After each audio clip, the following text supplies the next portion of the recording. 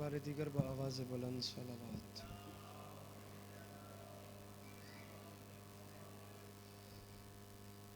ماشاءاللہ کافی سارے احباب تشریف فرمائے ہیں، تکلیف نہ سمجھیں تو درود مل کے بلند آواز سے تلاوت فرمائیں۔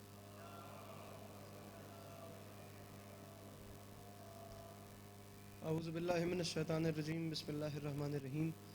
الحمدللہ رب العالمین، بارئ الخلائق اجمعین، الصلاۃ والسلام علی النبی الامی المکی المدنی الاتحہ التہامی السید البہی والسراج المضیء والکوکب الدری، بارئ الخلائق والسکینہ المدفون بارض مدینہ ابی القاسم محمد بآواز بلند صلوات۔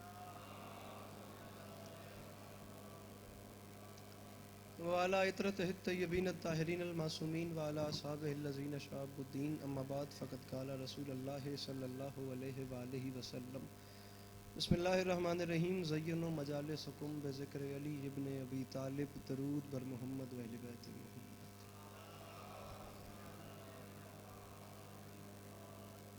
دعا ہے پروردگار عالم بانیان مجلس کی تمام حاجات کو پورا فرمائے، اس عزت والے دربار سے کوئی بھی خالی دامن نہ جائے۔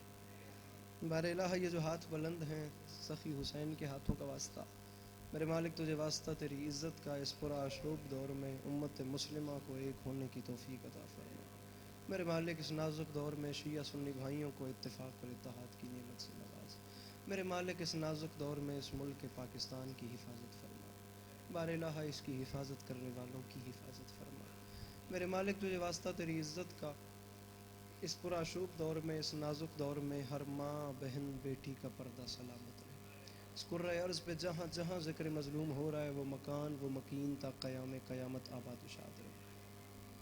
محترم المقام مرحوم مغفور جناب مولانا محمد عباس صاحب کے مالک درجات بلند فرمائے، مالک آگے کے سفر آسان فرمائے، اعلیٰ علیین میں مالک اعلیٰ مقام نصیب فرمائے۔ آخر دعا منگوا رہا ہوں، کوشش کیجیے گا کہ آمین کہیں اور ثواب میں شریک ہو جائیے گا۔ بار الہ، ہم گناہگاروں کی آنکھوں کو وقت کے آخری سلطان کا دیدار نصیب فرمائے۔ تکلیف نہ سمجھیں تو درود مل کے بلند آواز سے تلاوت فرمائیں۔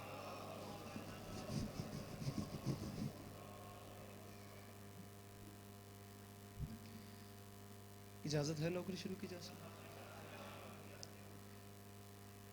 مولا آپ کو ہمیشہ سلامت رکھیں، مولا کبھی کسی کا محتاج نہ کریں، اور مولا آپ تمام عزاداروں کا قدم قدم چل کے آیا بھی قبول فرمائیں۔ اجازت ہے نا نوکری شروع کی جا سکتی؟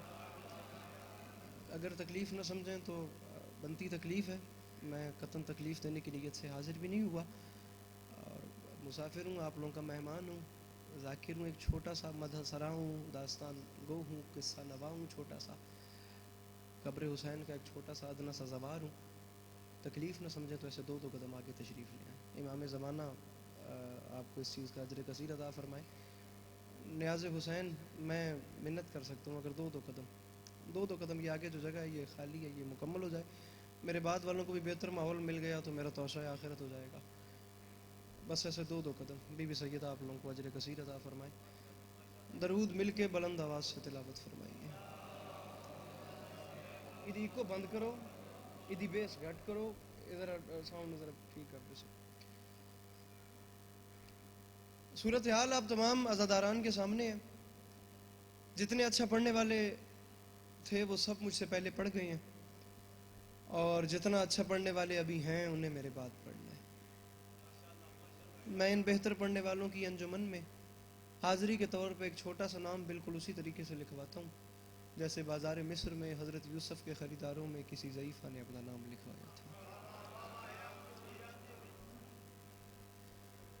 بس بالکل ایسے ہی حاضری لگوانی ہے جیسے بازار مصر میں حضرت یوسف علیہ نبینا وعلیہ وآلہ صلاۃ والسلام کے خریداروں میں ایک ضعیفہ اپنا نام درج کروا کے گئی تھی، لیکن صورتحال بڑی مختلف ہے کہ وہ مصر کا بازار تھا، یہ علی کے بیٹے کا دربار ہے۔ تو لمحہ بھی ضائع کیے بغیر جناب مولانا تشریف فرمائیں اور برادر محترم ذاکر حسین بھی تشریف فرمائیں، تو یہ بہتر پڑھنے والے ہیں، ممبر ان کے حوالے، یا علی مدد۔ قرآن خدا کا وہ کلام ہے جو کلاموں کا بھی خدا ہے۔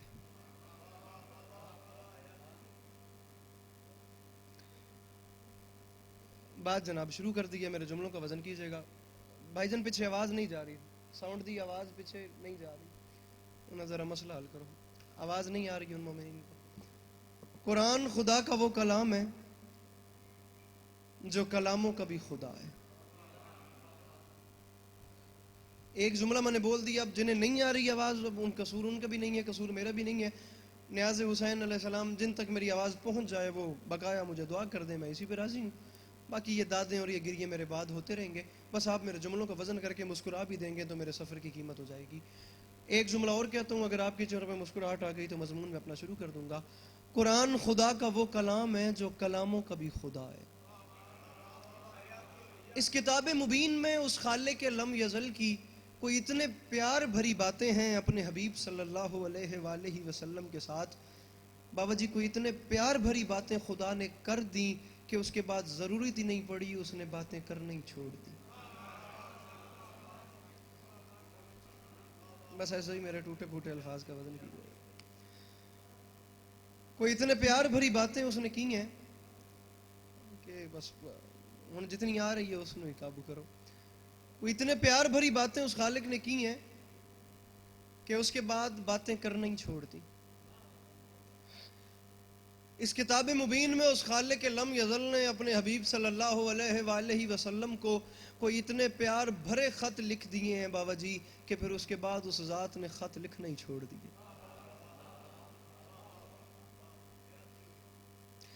گزارش یہ ہے کہ میں قرآن کی ایک آیت کو لے کر اس پہ تھوڑی سی خطابت کرنا چاہ رہا ہوں. فضیلت قرآن اس وقت میرا عنوان نہیں ہے، لیکن اب ایک جملہ میرے لبوں پہ آ رہا ہے اور میں سمجھتا ہوں کہ یہ جملہ میں نے ادا کر دیا اور کچھ بھی نہ پڑا تو میرے حصے کی نوکری ہو جائے گی. جملہ علی عباس عسکری کا نہیں، جناب عبداللہ ابن عباس کا جملہ ہے. وہ فرما گئے تھے کہ زمانہ قرآن کو کیا سمجھے کیا نہ سمجھے، عبداللہ ابن عباس کو اس بات سے سروکار ہی نہیں ہے.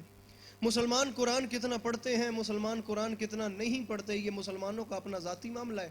لیکن یاد رکھے زمانہ اور کان کھول کے سن لیں تمام مسلمان، میں عبداللہ ابن عباس اعلان کر رہا ہوں کہ قرآن اتنی بڑی پاور ہے کہ زمانہ سنے. مجھے عبداللہ ابن عباس کا اعلان ہے کہ اگر میرے اونٹ کی رسی بھی گم ہو جائے تو میں اسے قرآن سے تلاش کروں گا.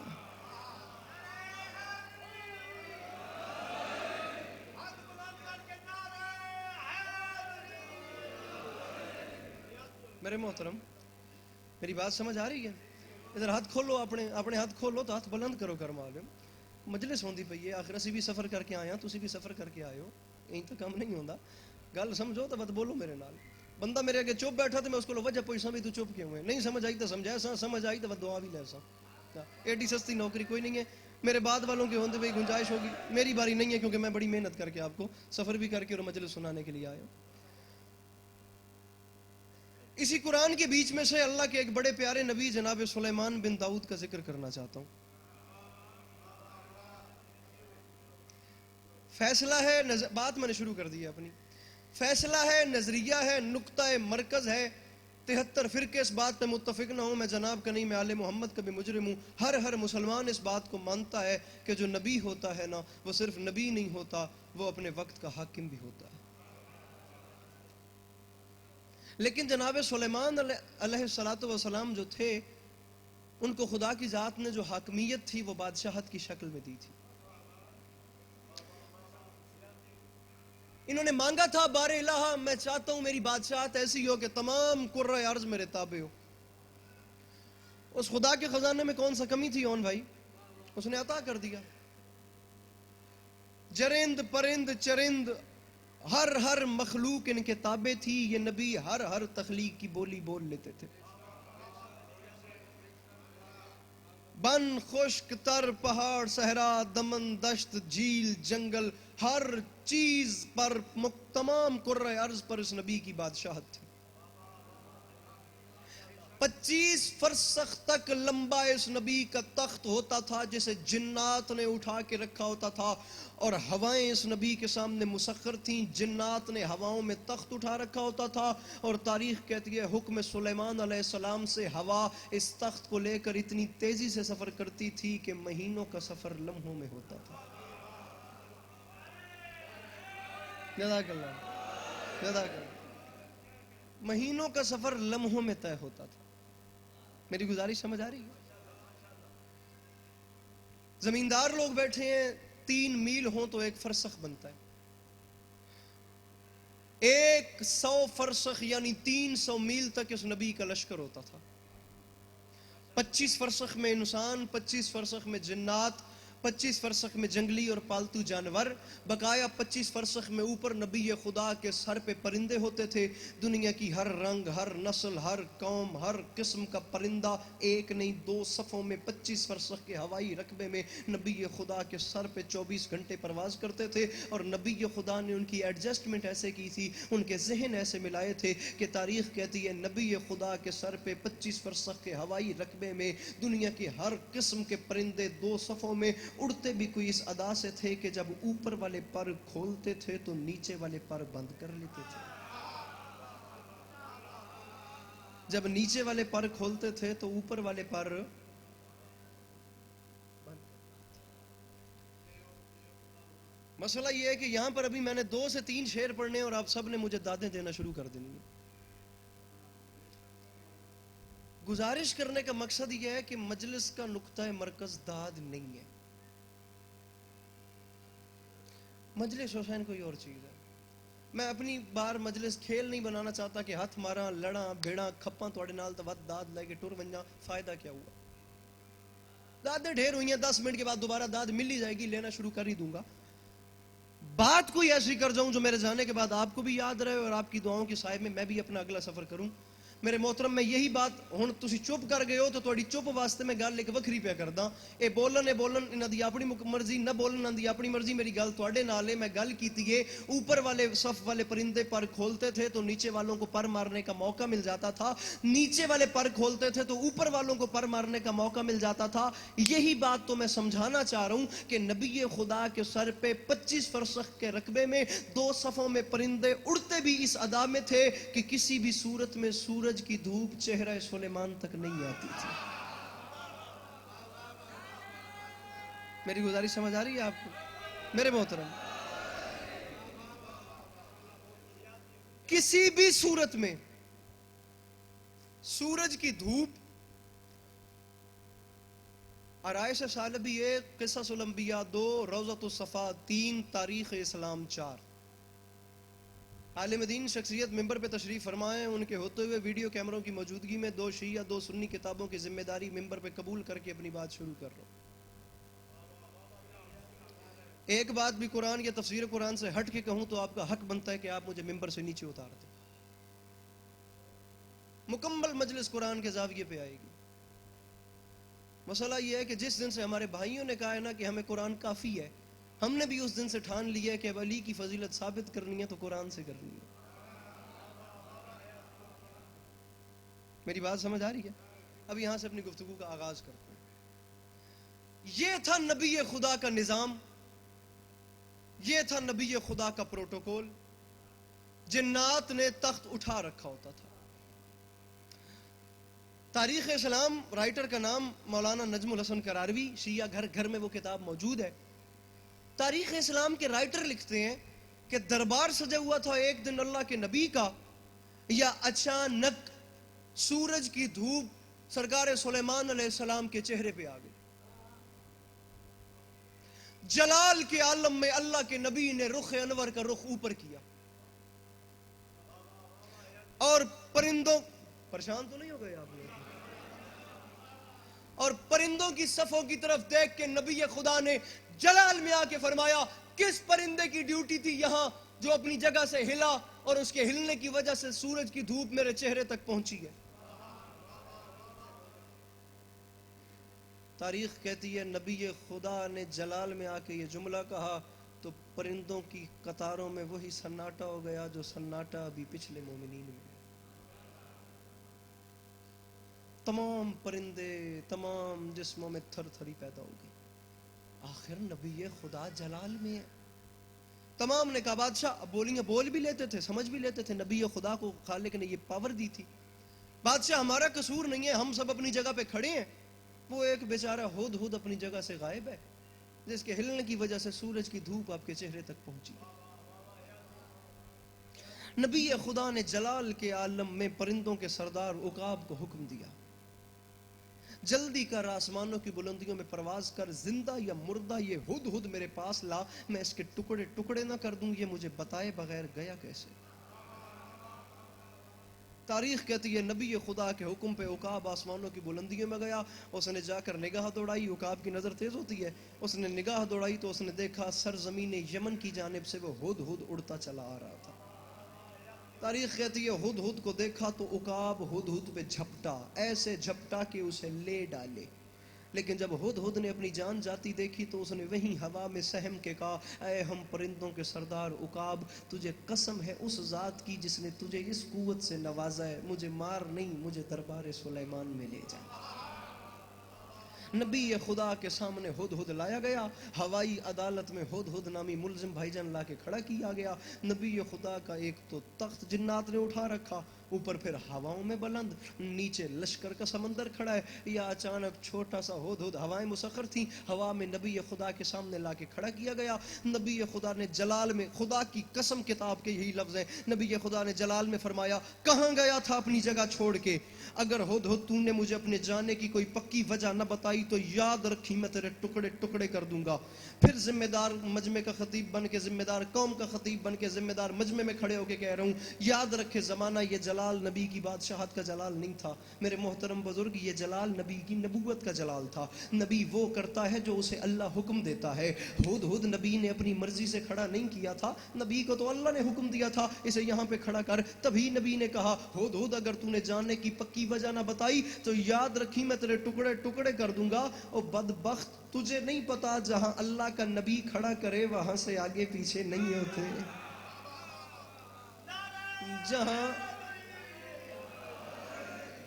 جہاں خدا کا نبی کھڑا کرے وہاں سے ہلا نہیں کرتے۔ تو کہاں چلا گیا؟ خدا کی قسم کتاب کی زبان اور ہوتی ہے، منبر کی زبان اور ہوتی ہے۔ کتاب کی لائن کو منبر کی لینگویج میں ڈھالنے کو خطابت کہتے ہیں۔ جملہ کو اتنا بڑا کہنا چاہ رہا ہوں خدا کی قسم کہ اگر آپ کی جھولی میں وسعت ہونا تو عرش اتر آئے گا، اگر جھولی میں وسعت ہی نہیں تو آپ کا اپنا مقدر ہے، میرا اپنا نصیب ہے۔ خدا کی قسم اس ایک جملے میں علم منطق بھی ہے، علم فلسفہ بھی ہے، علم کلام بھی ہے۔ اللہ کرے کہ میں جملہ سمجھا سکوں، بات بہت قیمتی ہے۔ کہاں گیا تھا؟ تاریخ کہتی ہے حیوان ہو کے، پرندہ ہو کے، بے زبان ہو کے، بے عقل ہو کے، ایک پرندہ، اتنا چھوٹا سا پرندہ ہو کے حجت خدا سے کہہ رہا ہے، بادشاہ میں ایک ایسی خبر لے کے آیا ہوں جس کا علم آپ کے پاس بھی نہیں ہے۔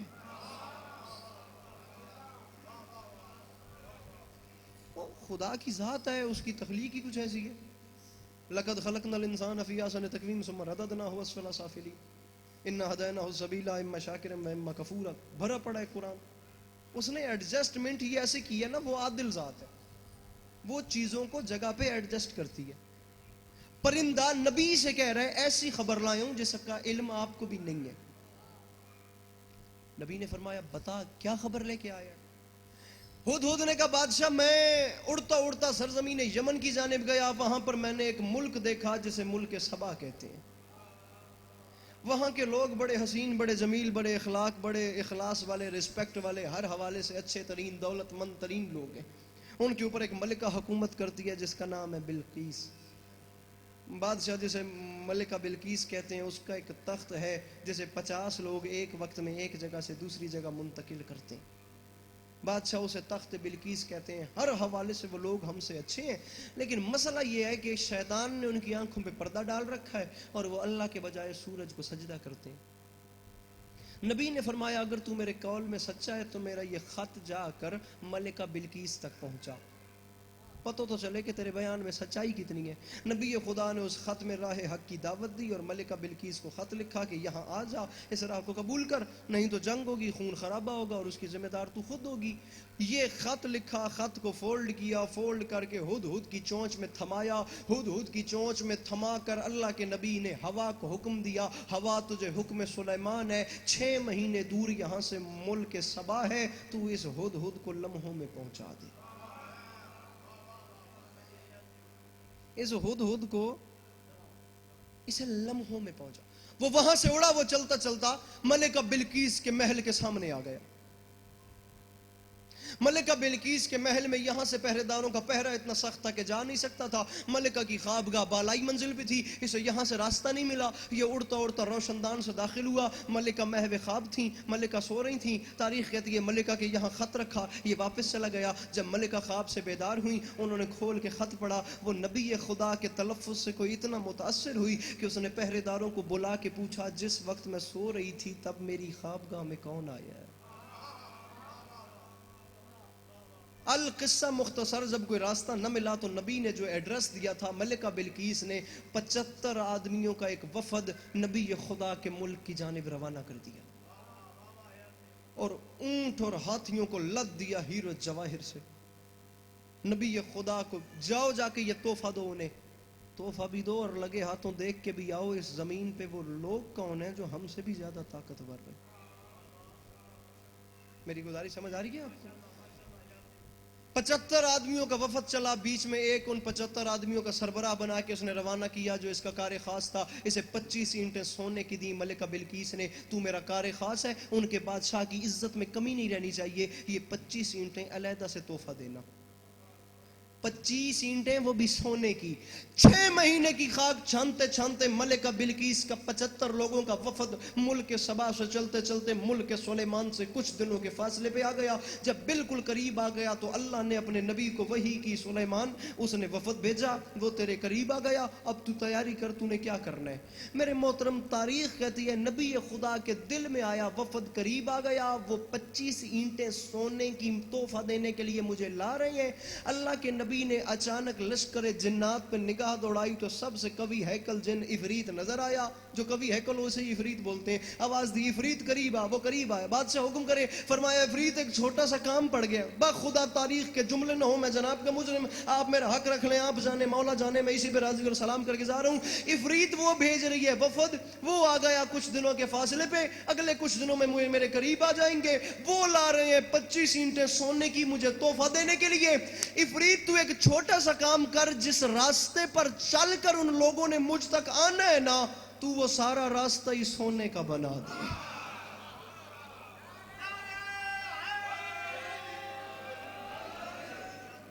تو تمام راہ ہی سونے کا بچھا دے. میرا بھرا پوری روڈ سونے دی بن گئی, تو ہلیا ہی نہ کرنا. پورا راستہ سونے کا بچھا دے. خدا کی قسم اگلے 10 منٹ سے پہلے ممبر چھوڑ کے آپ کو سلام کر رہا ہوں, بالکل گھر والی بات ہے, یہاں پہ دوسری بات ہی کوئی نہیں. قبلہ حسنی صاحب آکسفورڈ انگلینڈ میں بیٹھے ہوئے ہیں. میں جب بھی انگلینڈ یا یو کے کا سفر کروں تو میری ایک ملاقات ان کے ساتھ ہوتی ہے.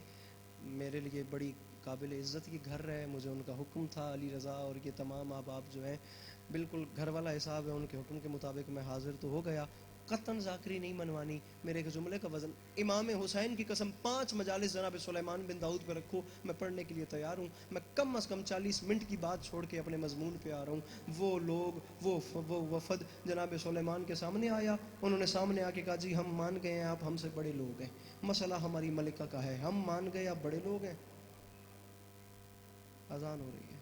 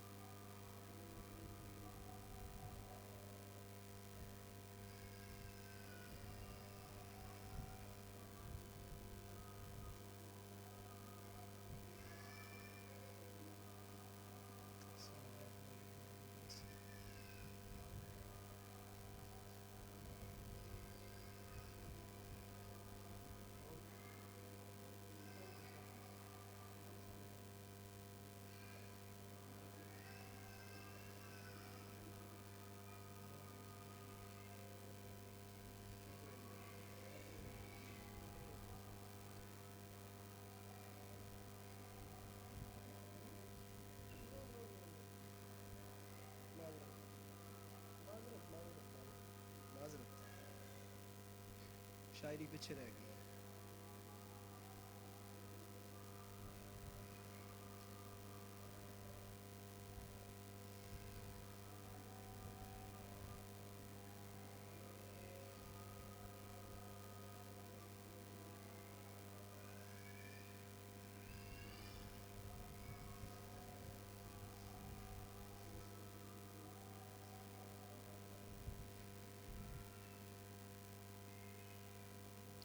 بآواز بلند صلوات. آخری 3 سے 4 منٹ یا علی مدد. انشاءاللہ زندگی رہی تو بابا ربانی شاہ جی کے ساتھ سفر کو آ کے میں آپ کو شعر سناؤں گا. مسئلہ یہ ہے کہ عالم دین کی اصحال ثواب کی مجلس ہے. عالم دین نے مجھے حکم کیا ہے, مجمع میں علماء بیٹھے ہیں, تو میں معذرت کے ساتھ وہ شعر و شاعری پھر انشاءاللہ کسی دن کریں گے. آپ کو سلام کر کے اسی بات پہ سلام کر رہا ہوں. وفد پیچھے گیا, انہوں نے جا کے ملکہ کو کہا کہ وہ لوگ ہم سے بڑے ہیں, وہ اللہ کا نبی ہے, نام سلیمان بن داؤد ہے, ہر حوالے سے لوگ ہم سے بڑے ہیں, انہیں ماننے کے علاوہ اور چارہ ہی کوئی نہیں ہے. ملکہ بلقیس اتنی پرامن خاتون تھیں کہ ان کے پاس اور راستہ کوئی نہیں تھا. انہوں نے تمام عوام کو ساتھ لیا اور ملک سبا سے چلتی چلتی ملک سلیمان کی جانب روانہ ہو گئی. جو تخت بلقیس تھا وہ اٹھا کے لایا نہیں جا سکتا تھا, وہ وزنی اتنا تھا. تاریخ کہتی ہے کہ تخت بلقیس کے لیے ملکہ نے 40 محل تعمیر کروائے. ایک بڑا محل, پھر اس میں اس سے چھوٹا محل, پھر اس میں اس سے چھوٹا محل, پھر اس میں اس سے چھوٹا محل. 40 میں آخری محل کے بیچ میں اس نے اپنا تخت رکھوایا. باہر سے 40 آہنی تالے لگوائے. اس کے اوپر 10,000 کا لشکر جرار کھڑا کیا اس کی حفاظت کے لیے. باقی تمام عوام کو رہ کے ملک سلیمان کی جانب بیعت کرنے کے لیے روانہ ہو گئی.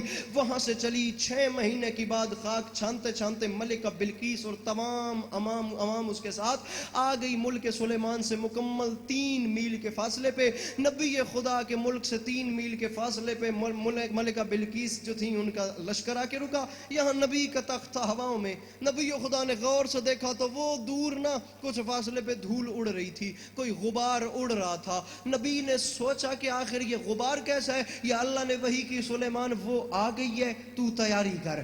6 مہینے کا سفر کر کے تمام ملک لے کے وہ آ گئی, تو تیاری کر.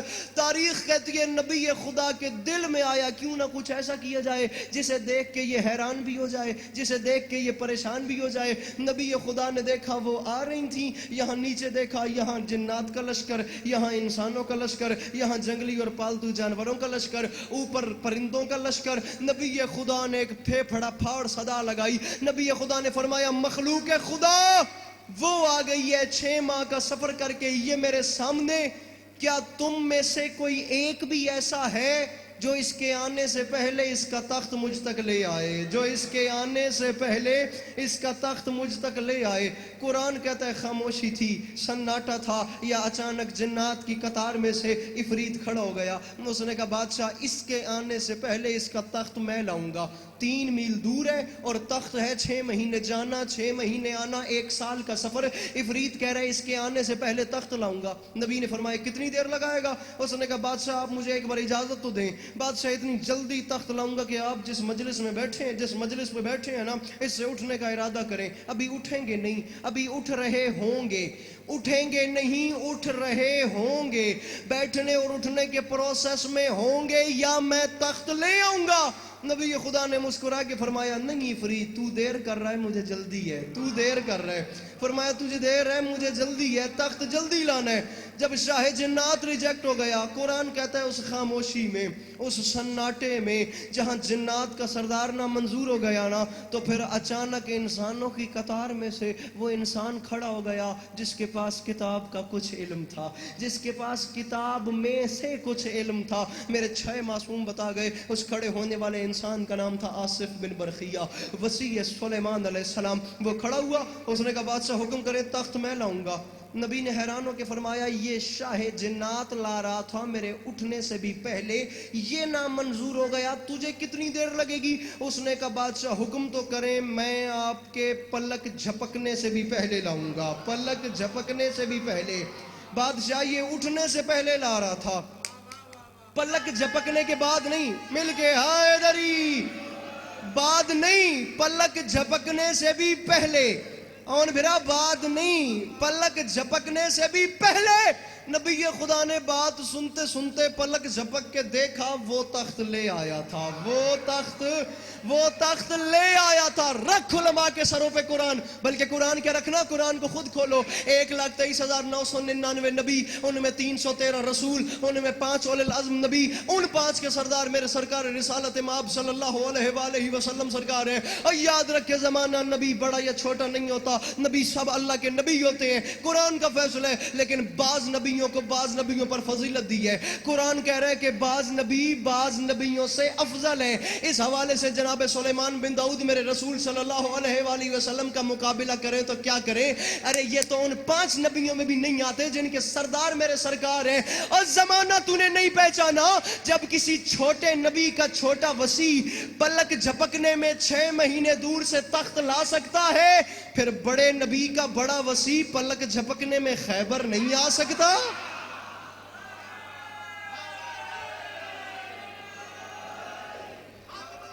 جب چھوٹے نبی کا چھوٹا وسیع تخت لا سکتا ہے، پھر بڑے نبی کا بڑا وسیع۔ ایک لفظ ہے رقم، اس کپڑے پہ یہ لکھائی رقم ہے۔ دیوار پر کوئی چیز کندہ کر دی جائے تو وہ رقم ہوتی ہے، فکس ہو جانا۔ اب میرے جملے کا وزن کرنا، جب کسی چھوٹے نبی کا چھوٹا وسیع تخت لا سکتا ہے، پھر بڑے نبی کا بڑا وسیع نہیں لا سکتا؟ پوچھ لیا تھا بندوں میں سرکار حسن نے میرے مولا علی بادشاہ سے، خدا کی قسم میں یہاں پہ شاعری پڑھنے کے لیے نہیں آیا تھا، کسی اور مجلس میں ہوئی تو شاعری والا ادھار اتار دوں گا، ممبر پہ اب میرے بھائی نے حکم کر دیا تو ایک مصرع پڑھ کے اسی پہ سلام کر کے جا رہا ہوں۔ بندوں میں سرکار حسن نے علی بادشاہ سے پوچھا، بابا میں نے سنا ہے سلیمان نبی ہواؤں پہ حکومت کرتے تھے؟ فرمایا کرتے تھے۔ بابا نبی کے پاس عمل کیا تھا؟ فرمایا اللہ نے ایک انگشتری دی تھی، اللہ نے ایک انگوٹھی دی تھی۔ بابا نبی کے پاس عمل کیا تھا جس سے وہ ہواؤں پہ حکومت کرتے تھے؟ علی نے فرمایا میں بتاتا ہوں عمل کیا تھا۔ اس نے جو بنایا تھا ہواؤں پہ مدینہ، کرتا تھا فضاؤں پہ سفر اس کا سفینہ۔ علی فرماتے ہیں انگشت سلیمان میں تھا ایک نگینہ، تھا اس کی کرامات کا وہ خاص کرینہ، اور معلوم ہے کیوں اس پہ وہ خالق کا کرم تھا، اس پاک نگینے پہ میرا نام رقم تھا۔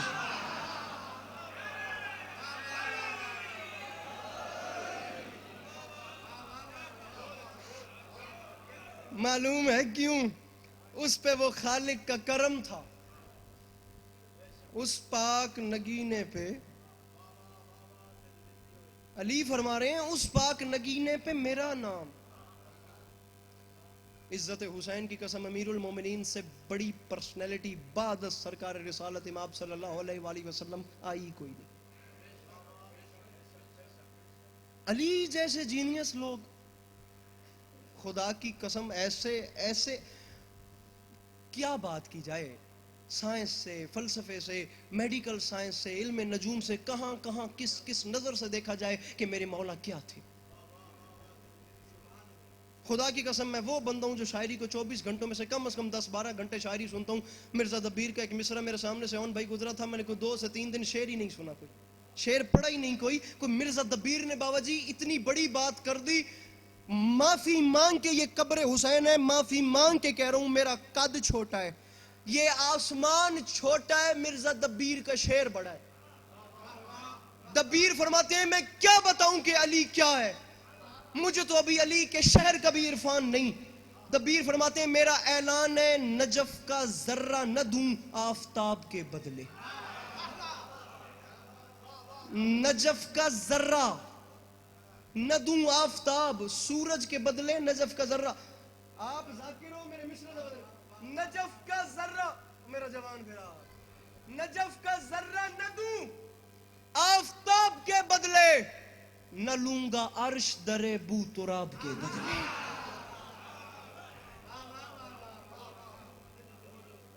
اس کا نام تھا مرزا دبیر۔ نجف کا ذرہ نہ دوں آفتاب کے بدلے، نہ لوں گا عرش در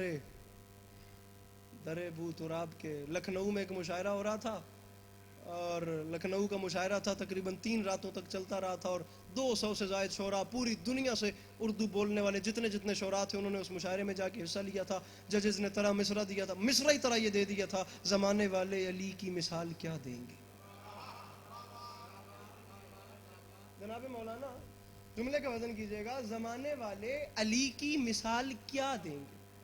اب جو مزید زیادہ کیٹیگری کے لوگ ہیں یا چیز کو زیادہ ڈیپ میں جا کے دیکھتے ہیں، یقیناً وہ ہم سے بھی زیادہ باریک بینی سے دیکھیں گے. مصرع زمانے والے علی کی مثال کیا دیں گے؟ کہو 200 شعرائیں سارے اس مصرع پہ اپنے اپنے کلام کو. انور جلال پوری پہلا شاعر آتا گیا، پہلی رنگوں بھری شام تھی مشاعرے کی، پہلا شام شعر مکمل کرنا دور کی بات، اس نے پہلے مصرع پہ مشاعرہ سمیٹ لیا. ترا مصرع تھا زمانے والے علی کی مثال کیا دیں گے؟ انور جلال پوری نے ابتدائی یہاں سے کی، نماز بولی تبرک میں مجھ کو کیا دیں گے؟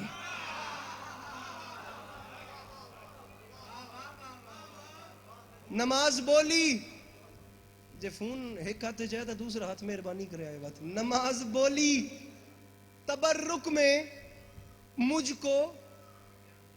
کو کیا دیں گے؟ اب یہ جو کیا دیں گے یہ سوال ہے، جواب سنو. میں مصائب پہ آ گیا. نماز بولی ایک باری سارے اور میں نے وکھیا ہے، اے میں نے ویکھو ہن راضی ہو؟ ممبر تے ہاتھ بھی مار لے، حالانکہ میں مارنا ہی چھڑ گیا. میری گل نہ زان ہوئے، خدا دی قسم بابا جی مصرع بہوں وڈا وے، مشاعرہ سمیٹ کے وہ اپنے ساتھ لے گیا. نماز بولی تبرک میں مجھ کو کیا دیں گے؟ حسین بولے تیری زندگی بڑھا دیں گے.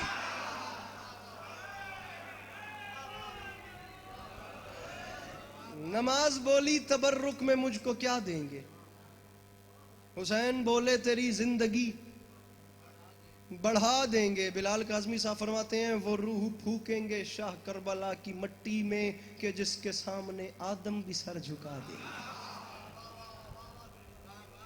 مشاعرے میں ایک اور شاعر نے شعر پڑھا تھا، خانہ کعبہ کو مد نظر رکھ کے پدر کی جائے ولادت سے عشق اتنا ہے، حسین تحفے میں کعبے کو کربلا دیں گے. دو شعر میں ایسے ہی پڑھ گیا ہوں، آخری شعر ضائع نہ ہو. ڈیرے دار لوگ بیٹھے ہو، پرے ہو پنچایتی لوگ بیٹھے ہو، تھوڑیاں بیٹھکاں تے قتلاں دے مقدمے مک ویندے، مصرع دا وزن کرے آئے. کیا دیں گے؟ زندگی بڑھا دیں گے، آدم بھی سر جھکا دیں گے. جی میں پہلے پتہ ہویا بھی تسی انج میں کھل کے شعر پڑھ دیں ویکھنا میں تو کر معلوم میں شروع ہی شعر تو کراں. مولا وڈے رنگ لینے، ہر چہرے تے مسکراہٹ. کیا دیں گے؟ زندگی بڑھا دیں گے، آدم بھی سر آدم بھی سر جھکا دیں گے. حسین تحفے میں کعبے کو کربلا دیں گے. بلال کاظمی صاحب فرماتے ہیں در بطول کے دشمن جہاں پہ رہتے ہیں وہاں جب آگ لگے گی تو ہم ہوا دیں گے.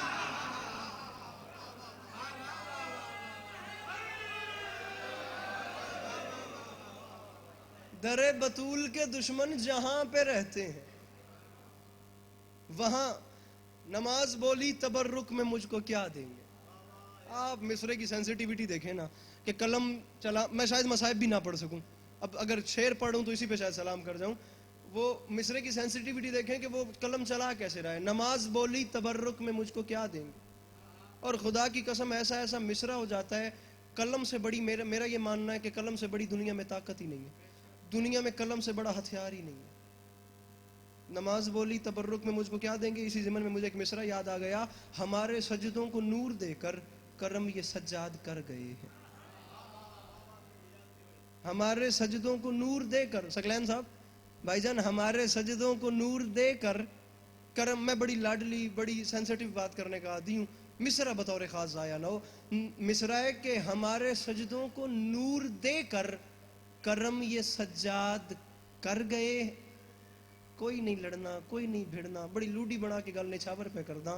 ہمارے سجدوں کو نور دے کر کرم یہ سجاد کر گئے ہیں، ہمارے گھر کے سبھی مصلے فلک کے تاروں سے بھر گئے.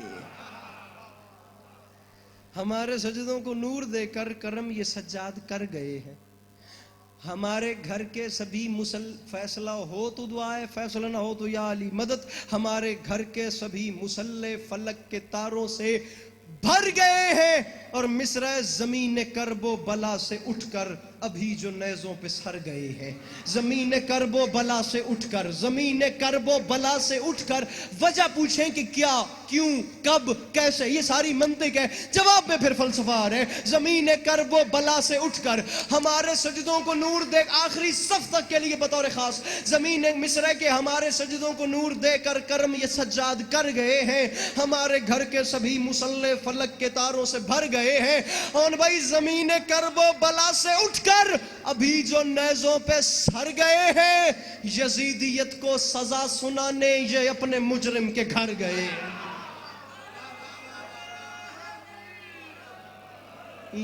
بابا جی یزیدیت کو سزا سنانے یہ اپنے مجرم کے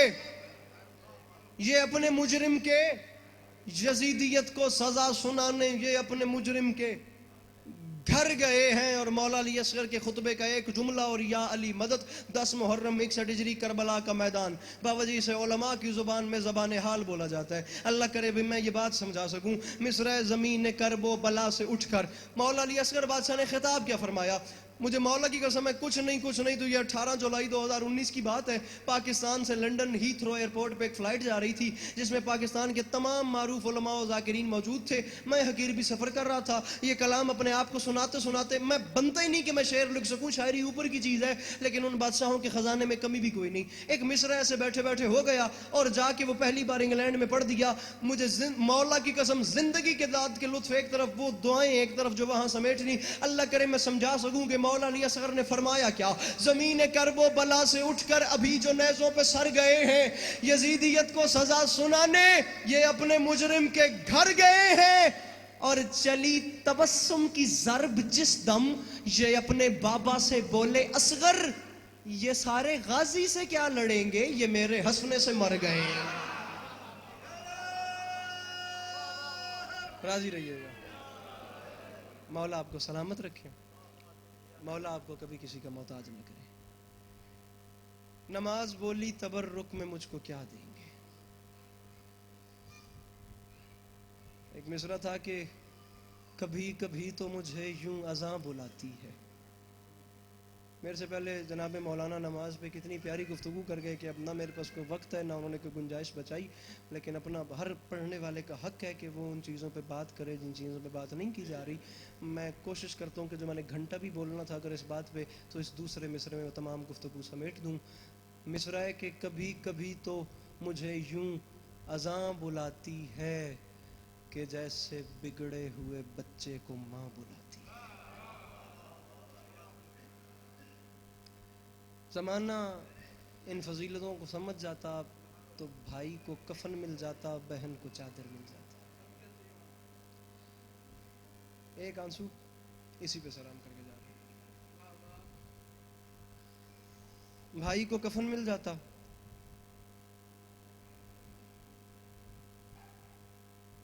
مالک مزید درجات بلند فرمائیں. اور میرا یقین ہے بخدا کہ امام علیہ السلام کہ خاص غلاموں میں انشاءاللہ اگلے جہان میں شمار ہوگا. انشاءاللہ خاص غلاموں میں سید العلماء آیت اللہ علی نقی نقن مرحوم، بر صغیر کی سب سے علمی شخصیت. آیت اللہ خوئی کے ہم بحث رہ چکے تھے. اتنی بڑی شخصیت. معراج انسانیت ان کا ایک رسالہ ہے. اگر آپ اپنے بچوں کو وہ لے کے پڑھا دیتے ہیں نا، انتہا ہو جاتی ہے. آپ کا آنے والی نسل پہ اس سے آگے احسان ہی نہیں ہے. اگر اتنی چھوٹی سی کتاب ہے رسالہ علامہ علی نقی نقن صاحب کا، چھوٹا سا رسالہ ہے معراج انسانیت، اگر آپ وہ آ کے پڑھا دیں تو زندگی کے حکیمانہ تصور یا معراج انسانیت انتہا کر دی ہے ان لوگوں نے. وہ بڑے لوگ تھے باخدا. نقن صاحب کا ایک جملہ میرے ذہن میں آ گیا. وہ فرما گئے تھے علی ڈے پہ موچی دروازہ میں لاہور مجلس پڑھنے آئے تھے. غالباً یہ تقسیم پاکستان سے پہلے کی بات ہے. فرما گئے تھے کہ میری آواز آتی رہے گی، 1 منٹ سے زیادہ ممبر پہ نہیں ہوں، سلام کر رہا ہوں. کہ میرا نقن صاحب فرما گئے تھے کہ ہم سے سوال کرتے ہو، 1400 سال کے بعد ہم سے سوال کرتے ہو کہ ہم آج روتے کیوں ہیں. ہم سے سوال کرتے ہو کہ ہم 1400 سال کے بعد بھی کیوں روتے ہیں. نقن صاحب فرما گئے تھے شام غریباں جنہیں رونے کا حق تھا کاش انہیں تو رونے دیا ہوتا.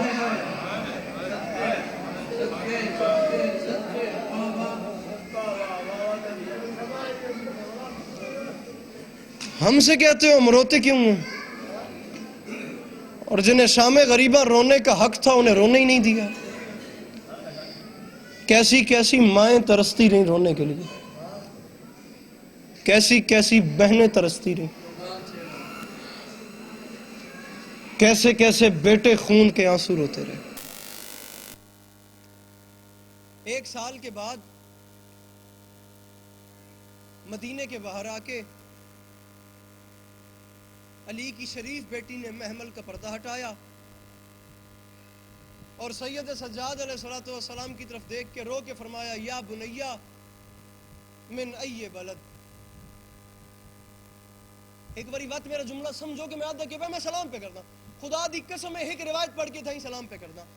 1 سال کے بعد مدینے کے باہر قید نبھا کے آنے کے بعد مدینے کے باہر محمل کا لڑ ہٹا کے میری مخدومہ فاتح شام نے سید سجاد علیہ السلام سے فرمایا یا بنیا من ای بلد۔ سجاد آخر یہ کون سا شہر ہے؟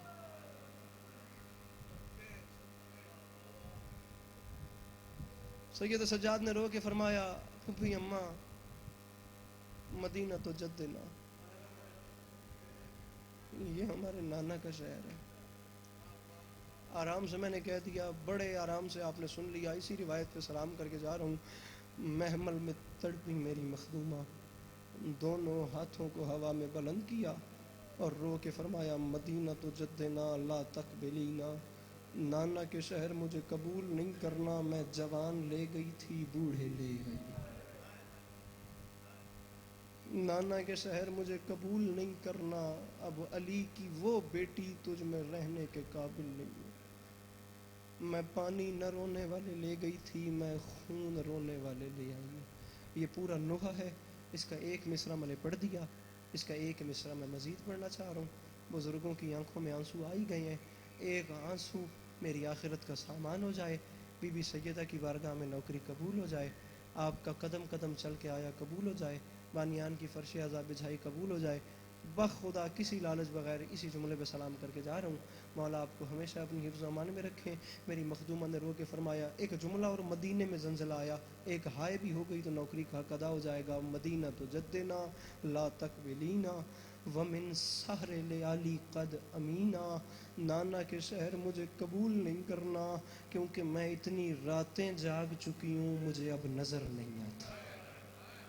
نانا کے شہر علی کی بیٹی اتنی راتیں جاگ چکی ہے کہ اس کی آنکھوں کی بینائی ختم ہو گئی۔ علی کی شریف بیٹیاں آپ کا گریہ اپنی بارگاہ میں قبول فرمائیں، مالک مرحوم کے درجات بلند فرمائیں، آپ کو کبھی کسی کا محتاج نہ کریں، بآواز بلند صلوات۔ لوٹیاں والے